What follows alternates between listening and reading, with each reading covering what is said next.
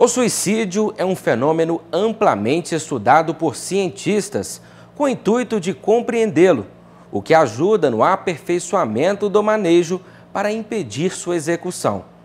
É um assunto que precisa ser cada vez mais discutido e, por isso, hoje daremos início a uma série sobre o tema aqui no Panorama. Acompanhe. Olá, pessoal. Eu gosto sempre de trazer uma ideia interessante sobre suicídio. Nós falamos muito sobre suicídio, mas eu gosto de trazer o termo comportamento suicida, que talvez isso tenha uma forma melhor de acessar essas condições. Quando nós pensamos no suicídio como um ato consumado, muitas vezes nos tornamos incapazes, impossibilitados de fazer alguma coisa para que isso não ocorra.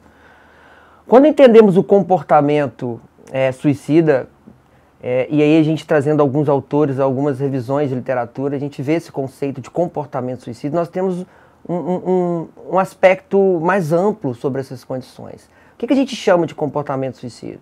A gente tem algumas fases, né? Entre elas a ideação suicida, que seria o pensamento. A gente pode pensar nessa fase como um primeiro momento, né? Que o indivíduo ele começa a pensar sobre, né? Podendo até planejar esse momento. Nós temos as tentativas de suicídio, né? Assim, que diferentemente do que muitas pessoas pensam, a tentativa de suicídio, ela nem sempre é uma situação positiva, né? Às vezes ela pode acontecer por uma omissão, né? Por exemplo, um profissional de segurança pública que vai para um confronto desarmado. Ou, por exemplo, uma pessoa que tem uma doença crônica e ela negligencia o seu tratamento com essa ideia de acabar com a própria vida. Então, a tentativa a gente poderia colocar em um segundo momento, né, após a ideação. Temos ainda o parasuicídio, que é um conceito pouco falado, mas importante. O parasuicídio é uma autolesão que as pessoas acabam provocando sem a intenção de morrer. Mas ela se enquadra num comportamento suicida, pois é um ato voluntário e intencional. E temos o suicídio consumado, né? Então, esse autor, por exemplo, Moreira, ele traz esse conceito que eu gosto muito.